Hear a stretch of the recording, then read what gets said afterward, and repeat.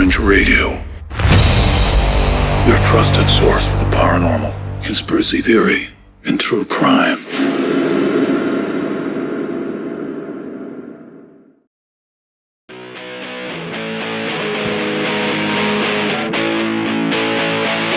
Coming to you live from the Mistopheles Studios, it's Dark Fringe Radio. I try to move, but my body won't work. I try to talk, but I lose all words. All that ever slips from my face are teeth and dreams I can't take. Waking from. And welcome to another episode of Dark Fringe Radio, your number one spot for the paranormal, conspiracy theory, and true crime. I am your host, Will Martinez, and of course, my co-host here, like every week, Jay Galosi. What's going on, brother? What's up, my guy? Living La Vida Coca? I mean, Loca? I meant Loca. I meant Loca. You got to take care. You got to take it easy, man. That can't get into the snow business this early in the year. You'll never find me in the snow business. First off, I hate all versions of snow. Yeah, me too. The kind you put in your nose or you put on your skis. I like.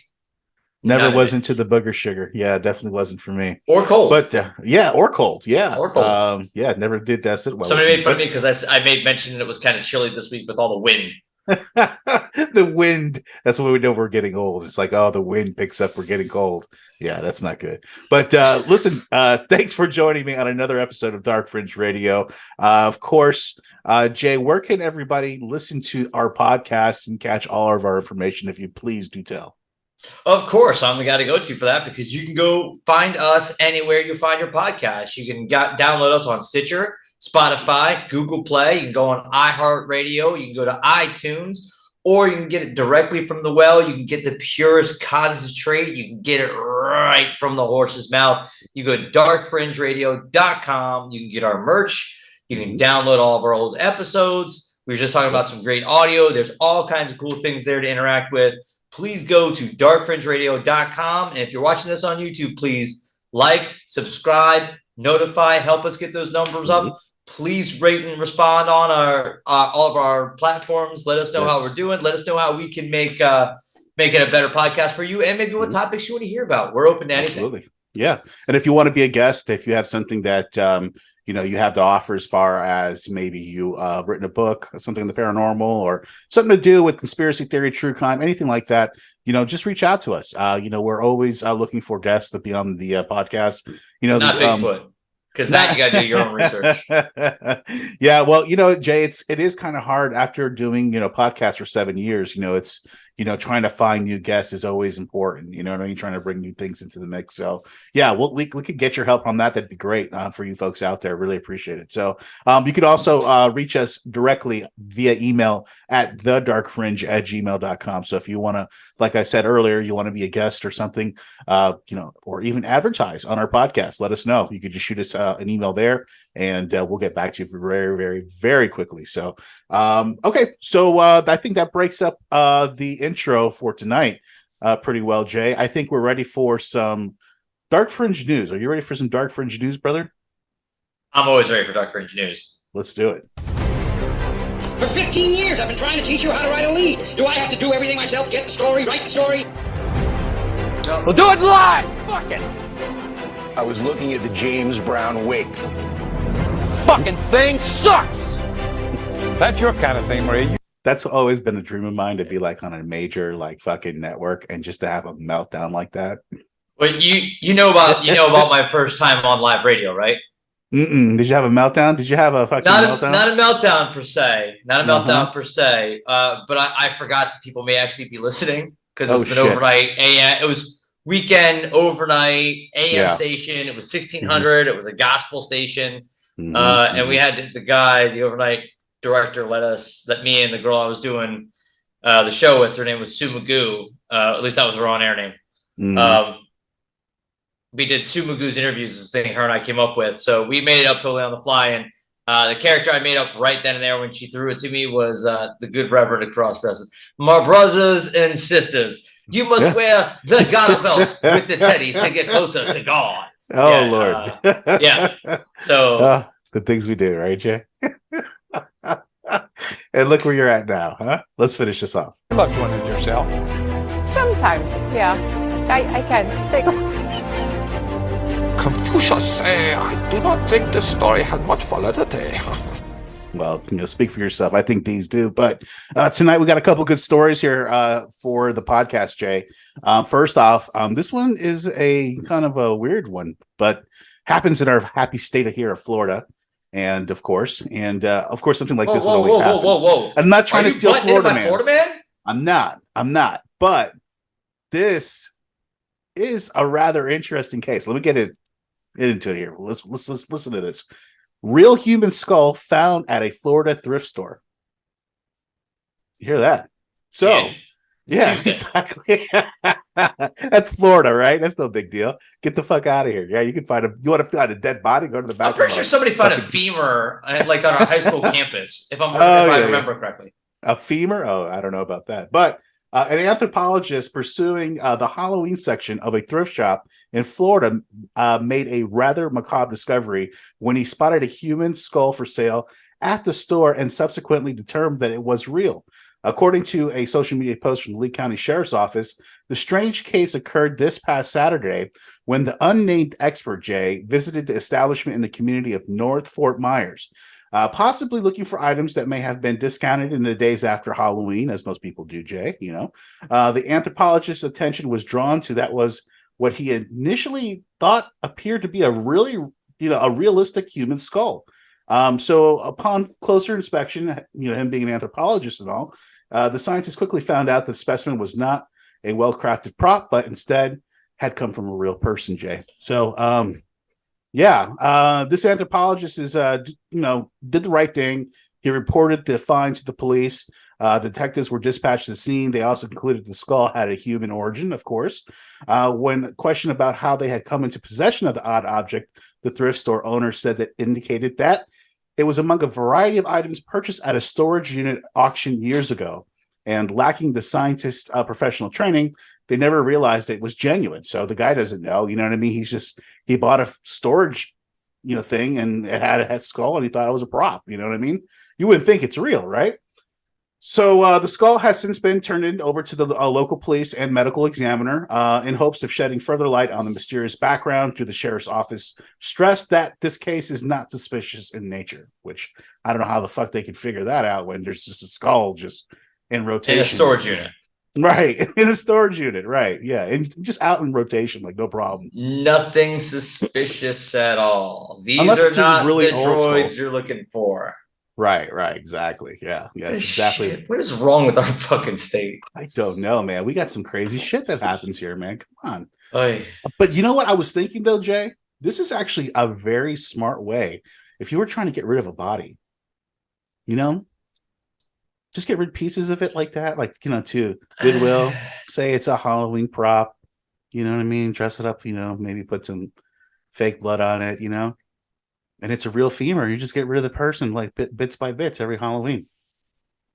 Yeah. I mean, sure. Yeah. Yeah, right. Stranger things have happened. Right. Exactly. Especially here in Florida. I mean, I guess it's not a hobby I would particularly partake in. Oh, I'm not saying something that I would do, but I'm saying if there was a very deranged serial killer type person out there, that'd be kind of an interesting way of getting rid of the body, huh? If. That's a pretty big if. Yeah. Here we go, Jay. Don't point me in that corner there, Jay. Come on. Jesus Christ. It's funny. I found out the other day, most serial killers are from their sign is Sagittarius, just like mine. Yeah, that does not shock me whatsoever. Knowing you my entire life. Ted Bundy, a couple other ones, prolific ones out there. Yeah, pretty interesting stuff. But all right, let's move on to the next one here for tonight, Jay. This one, we're going to go international. We're going to go to the Philippines. Okay, Jay? We're going all the way to the Philippines. I got a sister out there. All right. Okay, nice. Okay, sort of. No, that's the sister. All right. Long story. There's no sort of. Yeah. Check this out, Jay. Class is canceled at a high school in the Philippines following a mass possession. You ready for this one? Sure. Let's unbox this Pandora's box. I can only imagine what high schools in the Philippines are like when they're being possessed. So hit me, G. Wow. Let's talk. Right? Let's do it. Yeah. Classes at a high school in the Philippines were canceled after a staggering 14 students, Jay, 14 were seemingly possessed by an evil spirit. According to a local media report, the odd case occurred last week in Hinawanan National High School in the community of Loe. The strangeness began when a student who was said to be gifted with the third eye, quote unquote, claimed that he could see a shadow figure in the school. So you got this one kid who's already starting up this hysteria. In response, the administrators held a special mass to eradicate the suspected sinister spirit, but this only exasperated the situation. So it did not go well, Jay. It never does, William. It never does. It pissed it off. It pissed it off. So subsequently, a few days later, after the initial sighting and after doing this whole thing trying to get rid of it, a whopping 14 students at the school suddenly began screaming, exhibiting an uncanny level of strength, just basically acting possessed, you know? Despite these unsettling conditions, the school administrators were somehow able to bring the youngsters to a priest who performed an exorcism on the whole group. They were subsequently taken to the hospital for observation while classes were canceled for the rest of the week. Detailing the case to the media, a police official mused that, quote unquote, in his assessment, it is possible that the student had become possessed despite not being particularly aggressive. This position was echoed by a psychic who was reportedly enlisted by the school and concluded that indeed that the kids had fallen victim to some kind of quote unquote spiritual retaliation on the part of a dark force. So, Jay, I mean, we've had instances where school's been canceled here in Florida. I mean, for what reasons? Hurricane, right? Yep. Flooding. Hurricanes, sometimes. Yeah, flooding. That's sometimes. Happened. Yeah, it's happened a couple times. Sometimes. Sometimes. But how about in Florida, here's when school gets canceled. Holidays. This week coming up, Thanksgiving. Yeah. I find out school's out for an entire week. Yes. If it's a tropical depression, schools are open. Mm-hmm. If it's a hurricane that's a level 1, but we're not on the dirty side, right? Schools open. Schools are open. Thanksgiving week, nah, baby. No. We got cookie to Turk. What? Oh. Cookie to turkey. Cookie to Turk. We got cookie to Turk. Yeah, we got cookie to Turk. Somebody's been hitting the edibles already, ladies and gentlemen. I did. I treated myself this weekend the CBD's got you tongue because I got cookie to Turk. So there you go. I did. Turk. I got cookie to Turk. So I had edibles to Turk too. Yeah, there you go. Anyway, so everybody's got like their turkey to cook is what I was trying to say. Yeah, that's too important. Yeah. So yeah, Jay, I mean, 14 kids, that's a lot of kids. That's not like one or two, you know what I mean? And you can say, oh, maybe that's bullshit, maybe a little, mass hysteria. You think that's what's going on here? Or is there really a spirit there? Or yeah. Or it's the Philippines. Listen, as easy it is for my kid to get vape in his high school, I can only imagine how easy it is to get opium in those places. So, a little LSD, a little trippy. Everybody's like, listen, I really want to get up Mr. Ferguson's math test today. Let's all trip a little acid. We're going to act possessed because the third eye thing, right? And then next thing you know, bada bing, bada boom. We're out of school for the day. What's up? Excuse. Jimmy Third Eye already said he saw a shadow, so we'll just build upon that. Sorry. Hey, that's a good idea. I mean, that could be it. That's a strong theory, Jay. I think that. It could be. It could be. Yeah. Do you remember the way we used to do it? Right? We drive onto campus. Yeah. Go all the way through and drive right back off, waving at the officer on the way. Oh yeah. He was cool as fuck. Yeah, he was. Yeah, he never stopped us. Never even tried, which is great. But yeah, Jay, school not so cool here in the Philippines. Kids getting possessed. I mean, I don't know. That's a bad school, man. Yeah, that's not a good. They're not going to get an A rating. No, you're not getting a lot of funding for that school. You're not going to. No. You had this. This honestly, you know what it sounds like? It kind of, now that I'm thinking about it, it kind of sounds like the setup for a Scooby-Doo cartoon. Right? Yeah. There's a school in the Philippines, and it's Right, haunted by ghosts. Right, yeah. You know, and it walks Shaggy and Scooby. Ruby.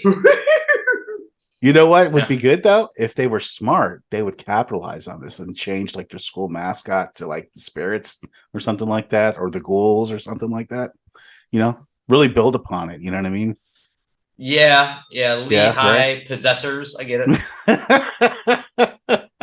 Well, anyways, Jay, I think that's a good wrap up for Dark Fringe News for tonight. That brings us to What the F Florida Man. Jay, you ready for some What the F Florida Man? I mean, you kind of already got us there, so why the hell not just dive right in? I just pointed everybody in the right direction, but Jay's going to take us actually down the road. Here we go. Florida man. A Florida man. A Florida man. A Florida man. Now to the town of Seffner, Florida, near Tampa, where last night the earth opened up, as it does increasingly, and this time it swallowed a 37-year-old man as he slept in his home. A man accused of destroying a liquor store in Okaloosa County told police he was in Alice in Wonderland. Matthew Horace Jones also said a caterpillar smoking a hookah told him to do it. A man calls 911 while Collier County Sheriff's deputies are chasing him, and he says Donald Trump, our president, is his personal friend, a close one at that. A Lake Worth man is not too happy. He's accused of getting violent when waiters at a restaurant told him they weren't giving away free pizza. Covering Florida this morning, a Key West man is behind bars. Investigators say he was caught with a large amount of cocaine hidden in this Cookie Monster doll. Holy shit, man, Jay. Well, Jay, Shit, man. Hey, guys, real quick before we get into this, I do want to apologize about that Lake Worth not free pizza thing. It was a bad day. I was really hungry. Okay, I got a little angry. They had a thing out there talking about free pizza, and then I was told I couldn't get free pizza because I had missed the thing by 10 minutes, and I got a little mad. That's all. So I apologize. Don't get between Jay and some pizza, man. I've known him all my life, and honestly, that is a legitimate thing. That is a legitimate thing. Well, Jay, what do you have for us this week for What the F Florida Man, Jay? Well, so we're going to get like a triple dose of What the Florida Man, because not only did you have one, but I got two of my own. I had two that were just too good. One's a little more serious, a little more out there, and the other one's just kind of sweet and funny. So we're going to go with the really crazy wild one first. Let's go. We're going to go Florida Man poops on dead Mustang. Dead Mustang. Jiminy. What the? Take two. Come back around for that. Florida man arrested for pooping on dead possum. Wow. In the street during rush hour. Okay. This is family fun. So there's a dead possum in the middle of the road during rush hour. A gentleman decides to go poop on it. Is that what you're telling me? Clearwater, Florida, William. Oh, boy. Clearwater, Florida man. A Florida man has found himself behind bars after he was seen by a police officer pooping on a dead possum in the middle of the street. According to the arrest affidavit in the county sheriff's office, Rudy Wilcox was arrested and charged with exposing his sexual organs after the alleged incident that unfolded on Wednesday near the intersection of Bleacher Road and Willard Tree Trail. Willard Tree Trail. Wow, that's no redneck in that, huh? Showing your private pooping on a possum. I'm showing my private at Willard Tree Trail. Okay. Not talking we're not talking high metro here. No, we're not. Jesus. No, we are not. Around 5:20 p.m., the 45-year-old man was seen by a Clearwater police officer defecating on the dead possum with his pants down and his backside exposed, according to the affidavit. Wilcox, who has no known residence, oh boy, transient, was allegedly in full view of motoring public during busy traffic hours. The police said in the post-Miranda interview, Wilcox denied all allegations and said the officer didn't see straight. No, he saw wrong. He saw wrong. William, this happened 2 days ago. Wow. I mean, he must have been, he was homeless, obviously. He's homeless, but my guess is you're going to throw one of those picture things on here up in like post-editing. And when everybody sees the picture, I believe it's all going to be clear. Oh, you'll get it right then and there. You'll be like, oh. Yeah, it all makes sense. Yeah. Okay. All right, cool. We'll leave up to the math all adds up. The math all adds up. The meth all adds up. That's correct. Did I say that? Much like the meth bites on their face, you could just connect them all. William, okay, people, he said that. If you haven't seen the picture yet, okay? Oh, I've never seen the picture. Okay, post it now, William. Okay. Okay. Okay. Friends, I will. Notice now exactly what Will has said that he's never seen, and we didn't talk about this. It's just normal stuff. Look at that gentleman's face. That's all I say. I apologize. I hope he's finding himself in better. At least he's got himself a home. Oh my Lord! Yeah, that's true. Yeah, that's true. Yeah. So we're to that one. Wow, Jay, that's a very harrowing tale. Yeah, it's graphic. I mean, graphic. It's kind of shitty. Poor fucking possum. Right? You better hope it was actually dead and not just playing possum. Oh my God! Could you imagine if he was really alive? It's laying there going, "Oh, come on, man! Worst day of my life ever." Oh, I play you dead. You're supposed to leave me alone, not shit on me. Exactly. Oh, wow, Jay. All right, Jay. That's a good one to start off with that Florida man. Let's hear the second one here, Jay. What do you got? Florida man busted with 5 alligators in his bathtub that he caught in a nearby pond. FWC says. Nice. Right. So he was fostering this. Oh no, he was taking them from the local pond. Okay. A man in St. Cloud, not far from Clearwater. Mm-hmm. Yeah, Kissimmee, all that area. Yep. Has found himself in hot water after officers discovered that he was keeping 5 alligators in a bathtub in his home, according to the Florida Fish and Wildlife Conservation Commission. Wow. Robert Robinson. I'm sorry, are we not living in a simulation? That's the kind of name you would if you were to be created by computer, that's what your name would be. That Robert Robinson. Robert Lee Robertson. That's all you need in there. The Lee. Right? Yeah. He was issued a criminal citation for the personal possession of wildlife without a Class 2 permit after the officers found gators on his home on October 23rd, according to an incident reported by Fox 35 News. The officers received an anonymous tip that someone had thought that he was keeping juvenile alligators in a bathtub in his home. The report said officers visited the home, mentioned in the tip, and were greeted by someone sitting on the front porch. He allowed them to go in. He didn't argue. He accepted the citation. He said that he just found them in his pond. There you go. So he was just trying to be a nice guy, but not knowing that you can't do that. Obviously, they were just there. Yeah, they were just so cute. Yeah, with all their teeth. Until they grow and grow and grow and grow, and they're gonna. I'm sure he wasn't gonna sell them or nothing, or make some shoes out of it, right? Yeah, of course not. No. Well, somehow money was going to be made on those poor alligators. I'm glad they made it fine, a home safe to the swamp, so their mother. That's right. Oh Lord, Jesus, that's true though. They do eat their little. Yeah, that's true. It's crazy. Wow, Jay, another harrowing tale here from Florida. I mean, we've seen this kind of shit before where these people here in Florida take in these exotic things and they're not supposed to. We see it all the time here. So not surprising to us. No, that's normal here for Florida. I mean, look at Carol Baskin and the fucking, remember the tiger camp that she had up there? I think it was in Tampa. Yeah, come on, guys. But nonetheless, Jay, thanks a lot so much for those What the F Florida, man. Great stories coming out, of course, the central part of Florida. This great, crazy state of Florida, of course. But Jay, thank you so much again. I really appreciate it. That's going to bring us to our main topic for tonight, where we're going to be talking about the most disturbing video games of all time. So, Jay, this is going to be a pretty interesting story. It's kind of cool. A little laid cool back. Topic. It's going to give us a chance to talk about some crazy shit that you've heard, some rumors, some memories. We're gonna talk some video games. It's a fun, lighthearted, demonic topic.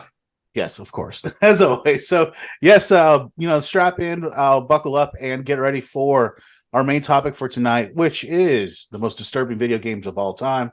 And we'll be back in a minute with more Dark Fringe Radio.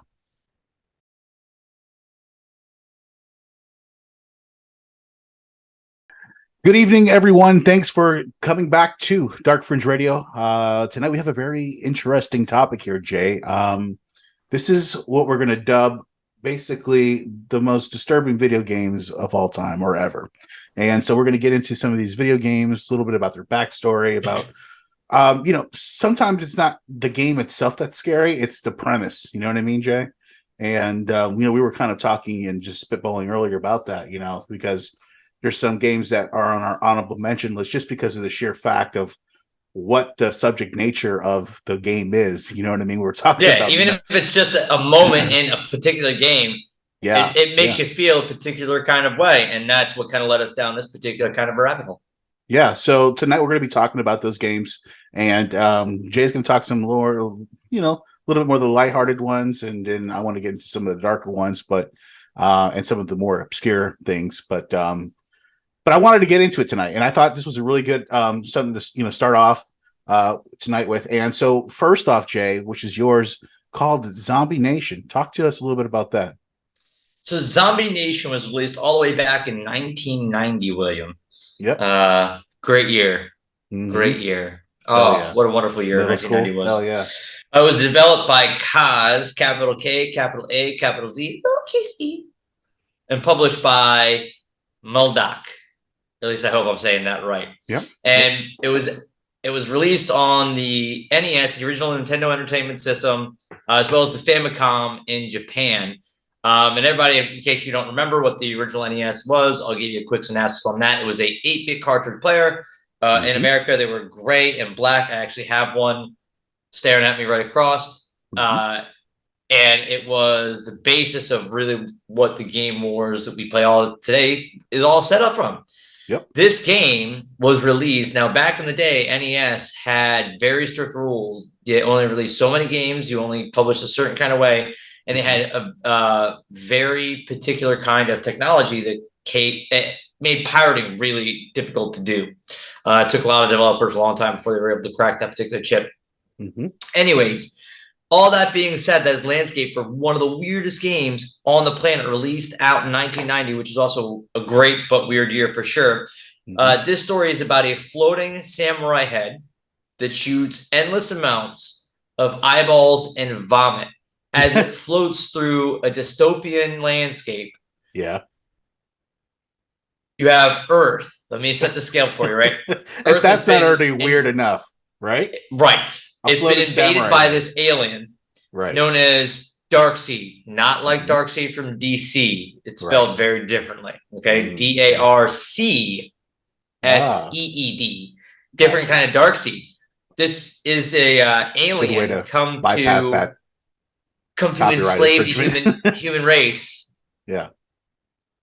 And for some reason, the entire human race is zombies. Yeah, that's weird, right? Yeah. Our hero, the disembodied floating head of an ancient samurai, says, you know what? Now's a good time as any to reanimate myself. And he has to fly through landscapes from deserts to New York, and he has to attack all kinds of demons and avoid all different manner of flying all things around. It is the most crazy, hectic, frenetic game on the planet. I remember I actually rented it from the Blockbuster, where I also got my first speeding ticket night. It wasn't a speeding ticket. It was without your headlight ticket. It was right without my headlights. Excuse me. That's right. Yeah. Sorry. Yeah. I digress. Right. As if I wasn't there, but go ahead. He was as if he didn't tell the cop that the reason why he was so ugly is because his motherfucker's dog. Jesus. We always gotta bring that up. Why you gotta bring up bullshit, Jay? I was just simply saying it was at that particular Blockbuster, homie. Why do you? It was a weird place to find this particular weird, very Japanese game. It is, yeah. It was a weird place to find this Japanese game. I remember playing this game. It was terribly frustrating. Right, it is frustrating. It's one of the hardest games. It's one of the hardest games. So it's like Altered Beast, right? Meets Contra, meets the most frustrating ice levels of DuckTales. You have no control. It kind of floats around. There's things everywhere. There's no way to get away from anything. Your attacks do practically nothing. You have to somehow figure out where there are zombie people hidden in walls and shit. It's a crazy, weird game, but it's weird. I think you got to help some of them that are actually not zombies. You got to like kind of eat them up and then put them in. It's weird. Yeah. Jay, let's play a quick clip here of the gameplay. And I kind of want to show everybody exactly what we're talking about here. And, so that way they can see for themselves what we're talking about. So let's do it. You see that here, Jay? I do. Wonderful. Let's start.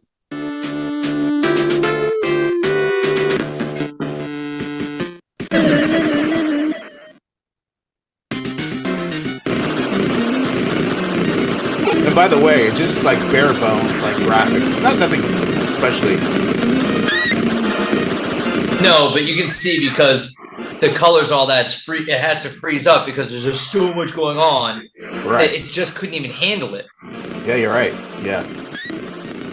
Yeah, and just like Jay describes, a floating head that shoots out vomit and what was the other thing? Eyeballs. Nice. Oh, a little Medusa. Yeah, I mean, this is a typical NES. It's like Contra meets shooter. Altered Beast meets 1943 meets Hell. Yeah, very weird concept, Jay. Very weird. Yeah, that's fucking bizarre. Weird. Bizarre. Well, all right, Jay. I mean, that's a good start for tonight for disturbing video games. I mean, just the premise. So. Yeah, just the premise alone. You know what I mean? Just, the sheer nature of that. It's fucking weird. It's fucking weird. Right. Who's? I mean, really? Okay. All right. Yeah. Listen, I know the '80s were a weird time, and it was released in the 1990s, which means it was developed in the mid and late '80s. And let's be real, it's the late '80s because back then they didn't really put a whole lot of time into developing those kinds of things. Right. But somebody was sitting around and said, "I got it. I got it." Mm-hmm. Okay. You have an alien. Right. Comes down. Right. Turns the human race into zombies.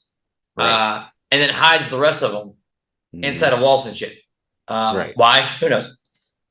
Now, that really pisses off the head of a samurai that floats around and shoots eyeballs and vomit because that's how samurai he is. Boom. Done. We've got a side-scrolling shooter right there on our hands. Thank you, yes, ladies and gentlemen. Yeah, I mean, yeah, you're right, Jay. Just that concept alone. And then not only that, they had to convince a company to release this. They actually had to convince a company, a CEO of a company. That means this had to go through many levels of people. You know what I mean? This wasn't just like, this was just like, oh, I'm just going to come up with something on my own and great. It's not going to go through any kind of, oversight. And again, I point out through Nintendo. Right. Which was the most stringent. Nintendo in the 80s and 90s was the most stringent of all time. Mm-hmm, mm-hmm. Yeah, you're right. Especially they had that seal of approval thing that they had on those games. You had to. You had to. All right, Jay. Well, that's a good start, Jay. I mean, that's a pretty fucked up concept again. Great pick. I'm gonna go with one a little disturbing here, Jay. This one's called My Lovely Daughter. And what is wrong with you? Guys, there are many nights where I sit here and I just shake my head and silently to myself wonder what the fuck is wrong with my best friend and why is he my best friend and what does that say about me? Yeah. But Jay, this one, My Lovely Daughter. My little daughter. Ready for this one, Jay? Yeah. Okay. So check out. Let's talk about a fucked up premise. Okay, this was released on PC. You can find this anywhere on PC. The ones I'm doing tonight are all PC, so nothing on the. But they're not PC. But they're not PC. Not PC at all. So this one, My Lovely Daughter, Jay, is an alchemist simulator developed by Game Changer Studio and published by the Togi Productions and Neon Doctrine. This particular game, Jay, explores the depth of a father's grief and overwhelming the loss of a loved one through the forbidden alchemy experience. Check this out. In this game, you play as Faust, an amnesiac father who apparently lost all of his recent memories. He wakes up to find himself in a shack away from the nearby villages. Inside the shack, he discovers dark and forbidden alchemy techniques, which involve creating humanoclus, a forbidden scientist, like sentient golem kind of thing. They're like, kind of people, but they're like, they're all messed up. They get kind of like, morphed into different things. They're golems. And that, exactly. And they have emotions and consciousness as well. He also recognizes his daughter and discovers that she is an empty husk without a soul. Faust then uses his soul vessel situated on a nearby table and tries to save his daughter, but to no avail. And it does not have the correct affinity. Faust then discovers that the affinity can be gained by sacrificing his own creations. So he makes these golems here, Jay, and and kind of raises them and uses their parts and sells their parts after he kills them, and like he raises them to a certain point. So he realizes that to save his own daughter, Jay, he needs to sacrifice his creations. And at the time of essence, as his daughter's body parts rot as each day passes, which can be prevented by applying this balm that you can buy by selling these parts. He goes into the village and gets these materials to keep his daughter alive.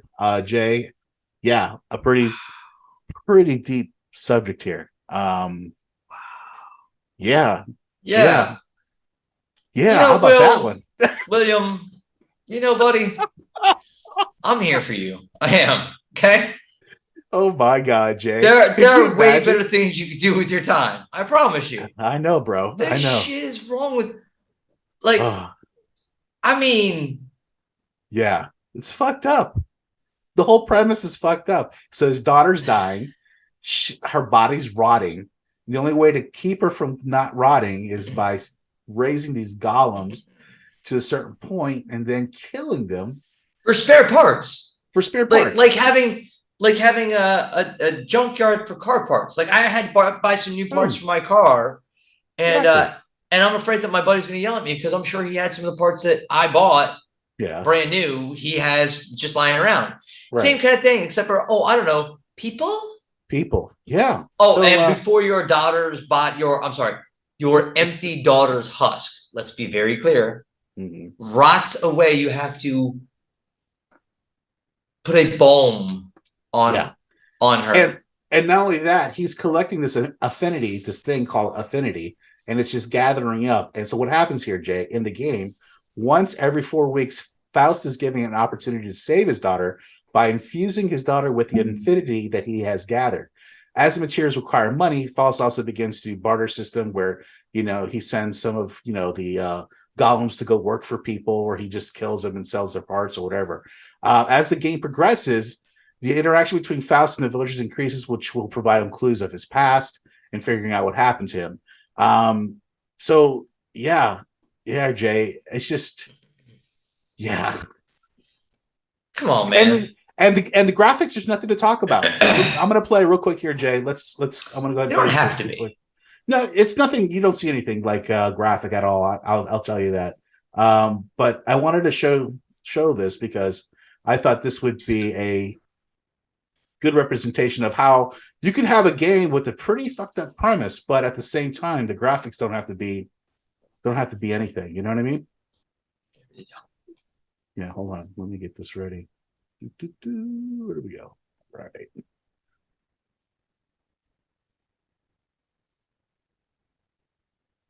See this, Jay? I see it. All right.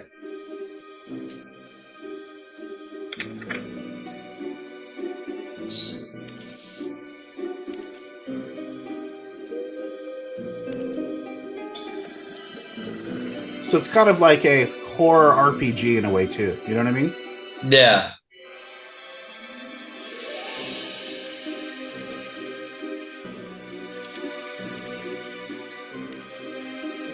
I can tell you, sorry, already would have been too much reading for me. Right? A lot of reading, right? But see, those are the golems that he's making there. And kill them. Wonderful, huh?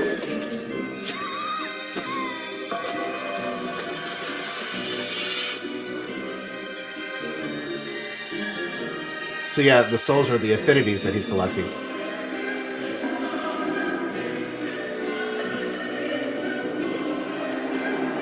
Wow.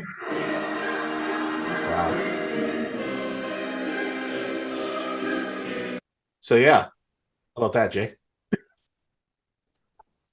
My lovely. There are no words, William. There are no words. That my is lovely daughter. Wow, Jay. Let's talk about fucked up premises. Let's think about that. Who sat there and thought, hey. So you have this daughter who's an empty husk. A husk. Yeah. You have this father who has amnesia. Right.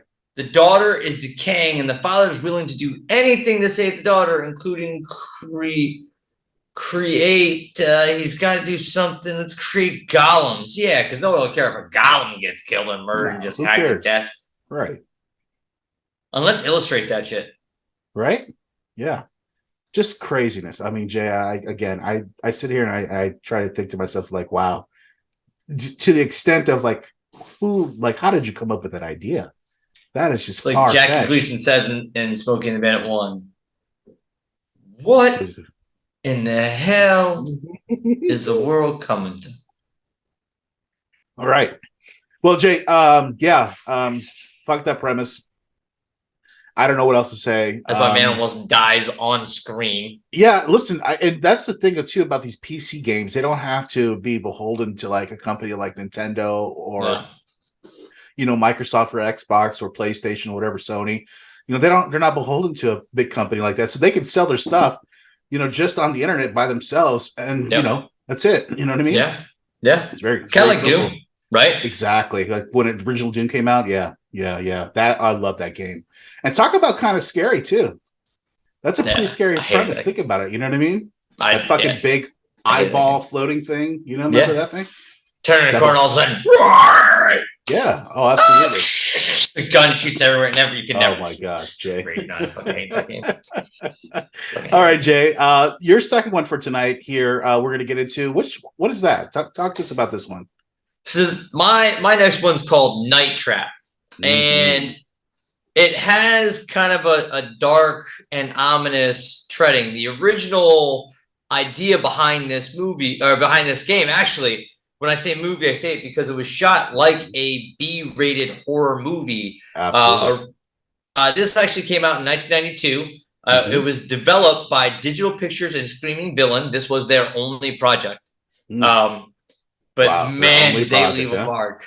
Yes, they did. No, this game actually has a very it's kind of like one of those cult I wasn't really digging deep into the bid on this one. I mean, this is a well documented case. Yes, this thing actually went to a federal court. Talking about talk to us about Night Trap, Jake. This is interesting. I really want to know about. So the system was the Sega Mega CD, right? And it was right in the time in the early 90s. PC was also doing this too. They're talking about the next big thing for graphics, right? Because you had gone to 32 bits, but 32 bits just didn't seem to cut anymore. So what's better to make to bring you into the action and really to make you detach from reality? Live action. They had games like Quick Draw McGraw and other ones that had live movie clips that reacted to the things you did within the time frame or whatever construct of the game was. Right. And what Night Trap was set up as, you were a security guard watching CC cameras of co-eds in their pajamas and nighties. And originally they were trying to avoid being turned by vampires, and you used various different clicks and sounds to alert them and keep them safe with trapdoors and things of that nature. But because everybody's a little nervous that vampires might be too scary, they dumbed down vampires to these slow, slothy moving things. Looks like they were in garbage bags. And the way they get you is they reach out and they catch you by this hook. Yeah. Pull you in. It's like men and like those bodysuit things. Yeah. It's terrible. And 90s, so it wasn't even good. The good bodysuits. It looks like hefty bags. They really kind of do look like hefty bags, that kind of like large pieces of shit that just kind of hook around and right. But then again, Jay, let's talk about this. We see this now. We could laugh at it, but in the early 90s, some people could have been taking this, a little serious. They're like, oh, that's kind of scary. You know what I mean? Well, and that would be why it ended up in federal court. Yeah, is because even though they took away the vampires, even though they adjusted some of the scenes and dialogue to try to make it a little bit more palatable in case a child got a hold of it, it didn't help. No. They ended up being them and actually Mortal Kombat. Mortal Kombat was the #1, and this was the other game that all the parents were pissed off about. And this is one of the reasons why the parent rating on games is as stringent as it is today, is because of this game Night Trap. Because not only was it depicting violence, it was dark in nature.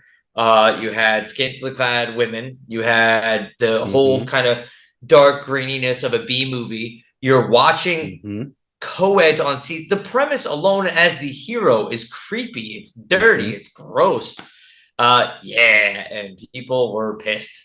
Oh yeah, people were mad, and yeah, Jay, it was an interesting time, like you said, because this is where they were introducing that real like motion picture action into the video games. They're trying to be forward thinking, obviously, and trying to do the most realistic thing as possible. Like Laserdisc, man. Oh yeah. By the way, those don't know that we didn't grow up during our time. Laserdiscs were these huge fucking discs. They were like the size of a record, and they were. It was a giant CD. Yeah, made out of gold, and it weighed a ton, and it held almost no information. Basically like what a DVD holds now, basically, you know Less what I mean, than. and maybe less than exactly. So it's horrible, but that was a great time in electronic history. But this game, Jay, really kind of separated itself. This is a cult classic. A lot of people still talk about this game, especially collectors. If you can find this game, is actually worth money. It's hard because they didn't release many before they were brought into lawsuit. And once the lawsuit hit, I mean, Sega was already having troubles. That was pretty much the beginning of the end, right? Because the Mega CD never really took off. Sega Saturn, right, was their last ditch effort. But by that point, PlayStation was out, and they just couldn't keep up. And so Night Trap was actually kind of one of the steps towards killing Sega's console contracts, which is amazing for a game that just such shit quality. I mean, really, it really is. We're gonna show a clip here too. But one thing I forgot to mention, Jay, on the first one, Zombie Nation. Yeah. You know how much that game is actually worth? Like to find a lot. It's like a couple $100. A lot. It's so crazy. Rare. It's super rare. Just like this one as well that we're talking about. But Jay, yeah, let's play Night Trap, and so we can show everybody exactly what we're talking about here, Jay, and all of its glory, because it is glorious. I mean, it's terrible.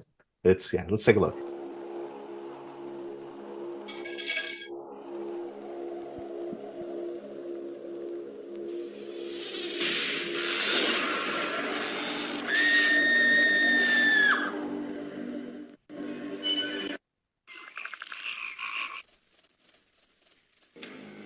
Okay, so here are the guys that we're talking about. Look, Jay.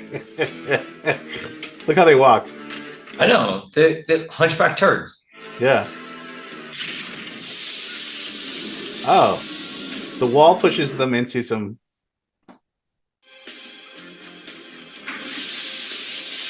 Trap door. It's kind of violent. That door, right? No? Right. No? All right, we got some guys creeping in here again. Oh. Trapdoors. How horrible is this, Jay, huh? Bad. Why was anybody so mad about this? It's terrible. I don't know. There's nothing to be mad about. The problem is Sheila and I might have to make a delivery. That's no problem. Tony and I can handle it. I'm not so sure. Please have to go too. Whoa. What's this? This is special vintage. Oh, Jeffrey, don't be so selfish. Think of the poor, starving augurs. Wow. Horrible acting. Horrible acting.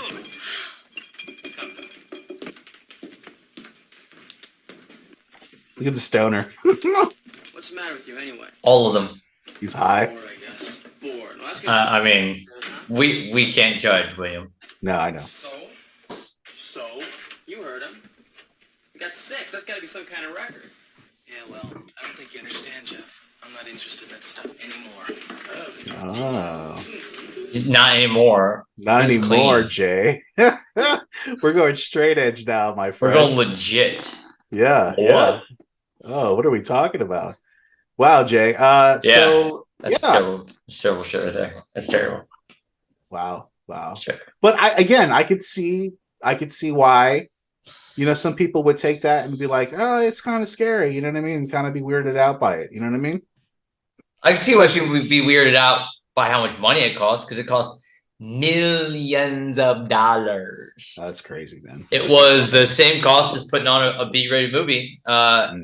And yeah, hundreds of thousands of dollars. Yeah, that's great. Yeah, Well, anyways, Jay, that's a good one. I think Night Trap, it stands alone in its own, sense because of, what it depicted. And of course, Had to be brought up. Had to be brought up, of course. Well, Jay, let's finish this one off with mine. The last one here. And this one, Jay, this one is what started me down this path. And I want to tell you about this game. It's called Faith, the Unholy Trinity. Yeah. And Jay, yeah, this game here is a pretty fucked up game. Yeah. Also released on PC. This was actually released in October of 2017. There's actually 3 chapters to this game, but the first 2 was released in 2017. The last was released in 2019 by New Blood Interactive. Then I blame them. Yeah, COVID, all of it. I blame them. Well, in October 2022, they basically put all the chapters together in one full game, and it's called Faith, Unholy Trinity. And it's a compilation of 3 chapters with additional features. This game uses retro graphics, like the graphics of an Apple II or Atari 2600, Jay. So think of maybe Oregon Trail graphics. Okay. Yeah, I've seen the game. Yeah. Oh, okay. You know what I'm talking about then. I sure do. But hey, okay. I like the description for the audience, man. They do need to know that. If you've ever seen Oregon Trail or Where in the World is Carmen Sandiego, this is right up that alley. I mean, it is graphics that befit. We've talked about this, right? Like, yeah. Some of the best horror movies are the ones that didn't cost a whole lot because it has that kind of raw dark feel, grittiness to it that makes it kind of feel authentic. Texas Chainsaw Massacre, Yeah, and you kind of do believe that this game, because it looks, the graphics are so basic, you kind of do think this. Right. Yeah, it kind of it gives me some weird feelings. Yeah, and there's cutscenes in between, and these cutscenes are fucking phenomenal, Jay. I want to get into this game a little bit more, but the players control a priest as he first attempts to complete a failed exorcism, then tries to prevent the summoning of a great demon. The player's main weapon is a crucifix, which damages and slows enemies down when held up, basically, in the game. It can also exorcise possessed objects, which typically reveals notes that expand upon the game's plot or provides hints that's related to puzzles in the game. Though most of the games is presented in an isometric type of view, like I said, Oregon Trail look, low frame rate display, several rotoscope cutscenes are used throughout each chapter, which this is what makes the game. Additionally, much of the dialogue is presented through the 80s style era synthesized speech, which some voice lines and sound effects were taken from real electronic voice phenomena and exorcisms processed through those same programs. So they took these real EVPs and exorcisms and they put them through like this, synthesizer and came up with all these different sounds. They also use a lot of pre-existing classical pieces like Ludwig van Beethoven's Moonlight Sonata and a lot of other ones. The story is, of course, inspired, Jay, by the Satanic Panic of the 1980s and 90s. We did a whole episode on that. We did. Check it out. It's a great episode. Yeah, we get into it because we lived it. Of course, though, during that time, there was allegations of physical and sexual abuse in the name of Satan were made against teachers, schools, tabletop role-playing games, toy companies, heavy metal musicians, television, and film companies, which is all true. I mean, we saw it. Right, Jay? Yeah, exactly. Yeah, we saw it. We lived it. And I'll tell you what, Will, let's do this. Yeah. Thanksgiving, right? Yep, absolutely. Happy Thanksgiving, everybody. Happy Thanksgiving, everyone. As you're listening to this podcast, as you get to the end, save it. I'm going to tell a special story right around the 80s and Satanic Panic that involved me and William when we were in 5th grade. No shit. Okay, we'll get into that. So the first act, Jay, of course, there's, like I said, there's 3 chapters. There's actually 12 different endings, which makes it very unique in its way, because what game has 12 different endings? I mean, that's, it's rare to have that. You know what I mean? It's very few that Dragons. That? There was a game, an arcade game, it was off a cartoon, Dragon's Lair. Oh, Dragon's Lair, yes. Yeah, where you can choose. That one had a ton of endings. That used to always shock me because of the technology. So there you go. Yeah, there you go. Yeah. So this shit's not special. Well, the first act, Jay, follows Father Ward, his return to the Martin House in Sterling, Connecticut, where 1 year before he and his superior father, Allred, failed to exorcise a demon from a young girl named Amy.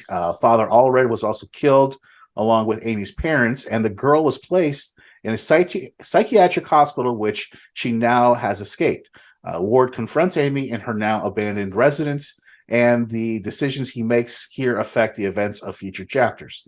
The second act, Jay, introduces another priest, the shotgun-wielding, duty-driven, fan-favorite Father Garcia, who is attempting to remove a demonic entity which appeared in Chapter 1 from a young boy. Garcia connects with Ward, enlisting his help to explore a cemetery where demonic activity has occurred and the underground cult in the city sewers. This chapter greatly expands the gameplay elements, Jay, and presented the first and in its first, and begins to really kind of explore the satanic panic context in the wider community kind of thing. So you start to see how this thing becomes a bigger thing and bigger thing and bigger thing. And never trust a woman in. No, never. The culmination of the game is the third act that follows Ward in the days leading up to the event called the Profane Sabbath, which will summon a demon called Malthus, and another demon entity known as only Gary will open this portal to hell.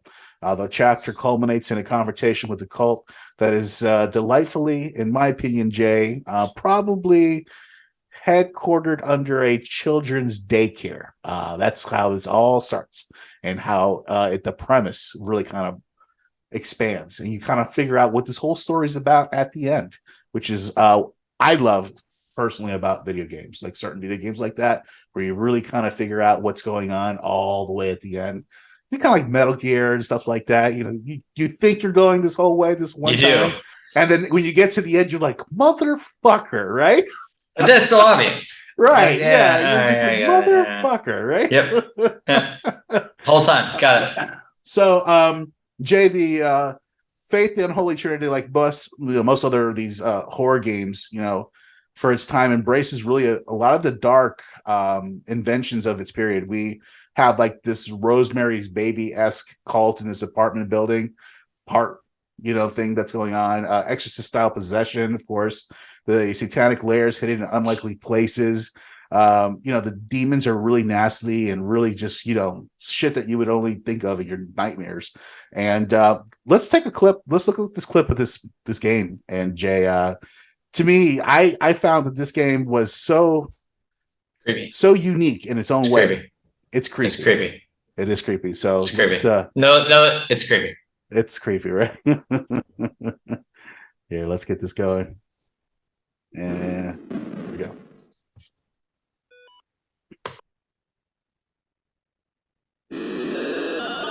I shall not be afraid of the terror in the night.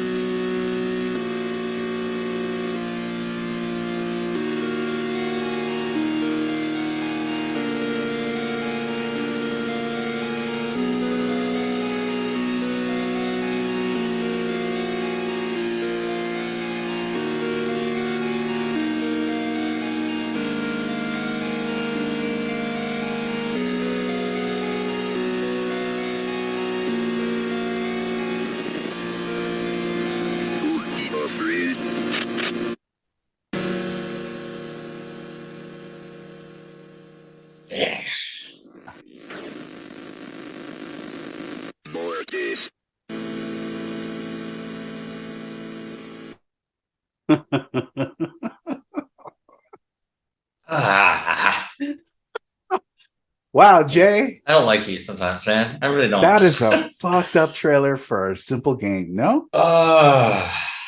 Did you see some of that shit in there?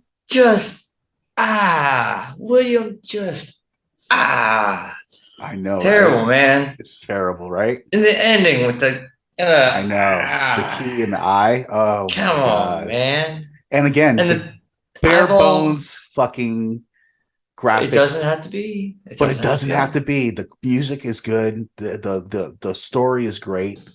You have a great premise to a story. It expands constantly. You know, you never know where it's going to go. It just keeps on going. And then, you know, you get these like crazy just sounds. You know what I mean? Yeah. Yeah. And yeah. Again, guys, check it out. Faith, Unholy Trinity. You could buy it, I think, for like $14. It's on PC, and I think it'll be a great $14 you can ever spend. You don't got it. You can spell some demons and stuff. No, that's I love it. I love it. That's not a must. Yeah, of course. I know. Yeah, for sure. Well, Jay, I think that's a good wrap up for tonight for you know, the most disturbing video games ever. Again, Jay, can you let everybody know where they could find all of our stuff and listen to us?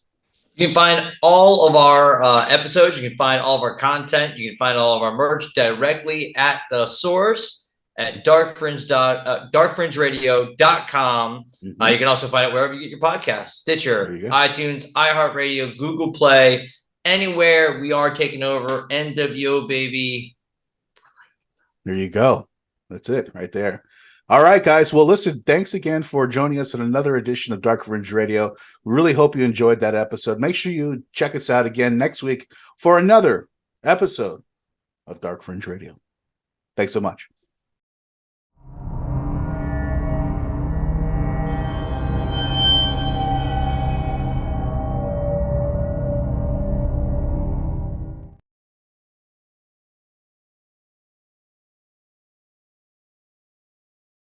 Post note on the episode.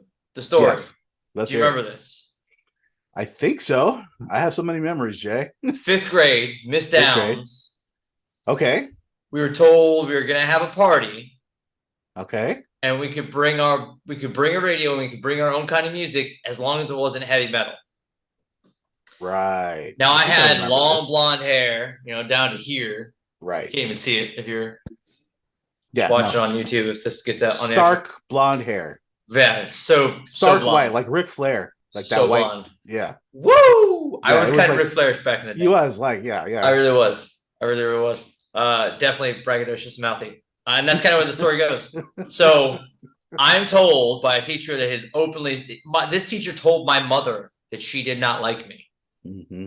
And Will will tell you, I'm like the nicest guy ever. Like I He follow is. all the rules. I really don't I never. No, because Jay had this look, and she didn't like the look that Jay portrayed, and that's what it was. That's what it really was at the end of the day. 100%. It really wasn't Jay's. No. Like, he No. didn't get in trouble. You know what I No, mean? but for some reason, this woman had it out for me in a way that she didn't have it out for anybody else. So she tells us we bring in our boombox and any kind of music as long as it's not heavy metal. Now I remember Brad Maydell, I believe I think God rest his soul. I think he passed away. Okay. Brings in this big ghetto blaster and Hammer Don't Hurt 'Em, which had just come out like 2 weeks earlier. It just been released. Mm-hmm. We are old. So yeah. It's like Too I Legit to bring Quit. in- That was on that, right? I think. Yes, it sure was. Yeah. Oh yeah. It's a great album. It's a good album. I mean, It's a good album. I bring in my little boombox Mhm. and my brother's "And Justice for All" cassette. Now Let's it's put on down one. It did. Great song. It's one of my all-time favorite songs to see performed live. When they do it right, when they got the right foursome up there, it's incredible. It's live. It's unbelievable. Anyways, but notice it was my brother's cassette tape in my boombox. Right. So we have a substitute teacher who is a shorter man, and Cassette that's coming tape, by from the me. way, ladies and gentlemen. Cassette tape, by the way. Cassette tape. Yeah. Cassette It's a tape. 4 Ghetto CD. blaster. We're talking. This is sort of 5th grade. We're talking One step up from 1990. Yeah. Yeah. Right about this time we're talking about these games. Right. Exactly. Yep.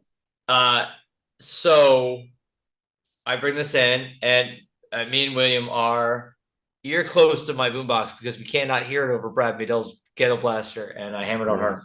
Yeah. So the teacher walks over, the substitute teacher, again, short guy. Yeah. And that's, again, saying something coming from me. He takes the cassette out, puts it in his front pocket, and says, "I'm going to keep this to the end of the week." If my brother goes looking for that cassette, and trust me, he would, I was going to die that day. My brother would kill me that day. So I start bartering with the teacher. Hey, how about you give me the cassette and I'll give you the boombox, right? I can't play the cassette without the boombox. I still learn my lesson, but at least this way, it's my brother's cassette and I don't get my ass whooped. The guy's like, no, in fact, we're going to hold it to the end of the quarter now. I'm like, yeah, no, that doesn't really work for me. It doesn't work in my schedule. That's not conducive to me surviving. Okay. If you want me to collect the cassette at the end of the quarter, I have to be breathing. And if that cassette's not home, I will not make it to tomorrow. So you see, axiomatically, we have a problem here. Right. So this teacher and I go back and forth for a few minutes. And finally, I'm like, yeah, no. I'm walking out of this room with the tape in my hand, one way or the other. Right. And the guy leans over and goes, or what? And we'll testify. I hit this guy in the nose. I grab the cassette and I walk out the door. I walk directly to the principal's office. Yep. Principal, Miss Leslie, wonderful woman. I sat in her office. She asked why I was there. Before I could answer, the guy comes on. I need a teacher's assistant. And I was like, that was me. No. And now this is really what shows you the difference between 80s and today. She tells me, what happened? I say, well, we were having a party and I was told I wasn't allowed to bring my kind of music.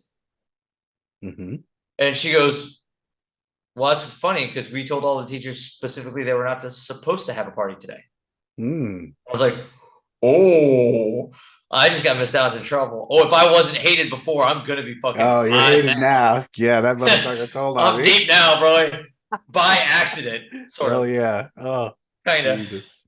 So she says, all right, go back to your class, but sit on they had these concrete benches outside of all the classrooms. She goes, just sit on the bench outside.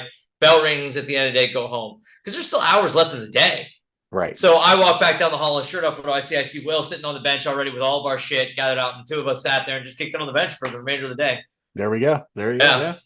Yeah. It's 5th grade, baby. True story. Best time ever.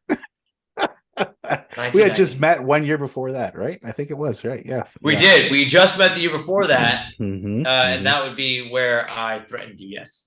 Yes. Yeah. You want to kick my ass, right? As the legend goes. That's another story for another time, folks. This should become the dark fringe. Right. Yeah. Post-dark. Post-dark. Yeah. After midnight. After dark. After dark. After dark. Yeah. After dark. There you go. Dark fringe after dark. There you go. Oh, geez, Jay. All right. All right, my guy. All right, brother. I appreciate it, man. Thanks for jumping on. I appreciate you. We'll talk soon, bub.